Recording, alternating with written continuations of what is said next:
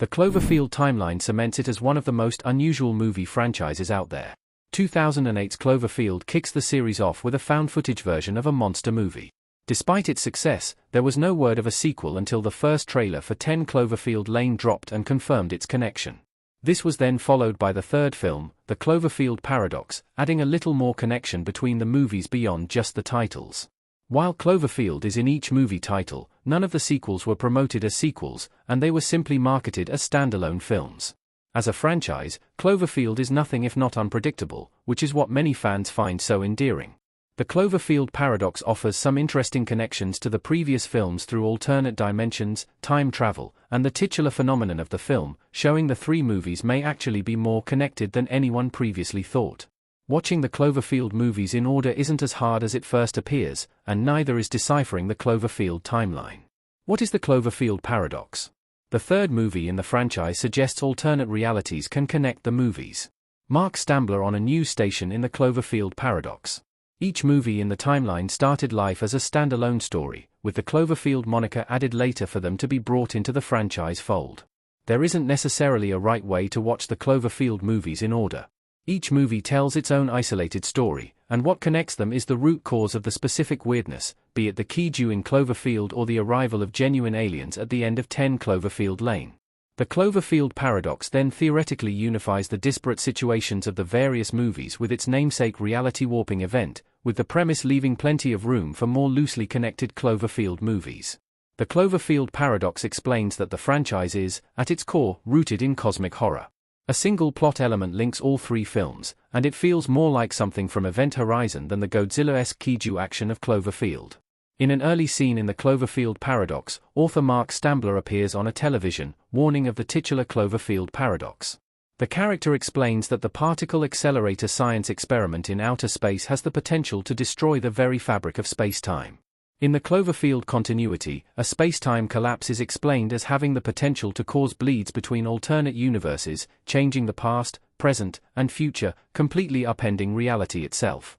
Sure enough, the experiment and effort to create a new energy source to end the current oil crisis on Earth sends the Cloverfield station into another dimension, where normal rules of nature no longer apply. The main plot, set on the Cloverfield space station, has the crew fighting a losing battle against an alternate dimension to which they do not belong, victims of warped reality struggling to right itself, but that's only part of the story. On Earth, the Cloverfield Paradox has caused widespread destruction in the form of at least two gigantic Cloverfield monsters, witnessed by Michael, Roger Davies. The first, obscured by a thick cloud of smoke and ash, vaguely resembles the iconic monster from the original Cloverfield.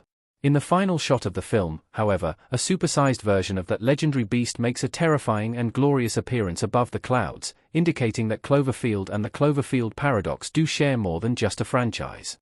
The Cloverfield Paradox is a Cloverfield prequel and sequel. The alternate timelines make for a unique chronology for the franchise. When Stambler talks about the Cloverfield Paradox, he is diving deep into quantum physics and unknown fields of science that may not even be theoretically possible. It's Stambler's paradox that ultimately links Cloverfield to 10 Cloverfield Lane, as well as connects both to the Cloverfield Paradox itself. To that end, the Cloverfield Paradox is both a prequel and a sequel to the original Cloverfield. It's set in the future in 2028, but its energy experiment events directly influence the past, rippling across infinite dimensions and completely obliterating the conventional understanding of time as a linear construct. The particle accelerator causes distortions in time and space, bringing creatures from alternate dimensions, including the original Cloverfield monster, to this reality but at different points in time. Chronology is not linear but a flat surface that can fold in on itself, with all possible points on a timeline existing simultaneously. The events of 2028 in the Cloverfield Paradox cause the events of Cloverfield, which then ripple through time and space in another dimension before taking effect at the moment of the modern-day incident. It's a spatially locked time travel mind game. Because the logic is only delivered in theory by Stambler, it's hard to draw resolute conclusions about how the Cloverfield movie's timeline is rewritten.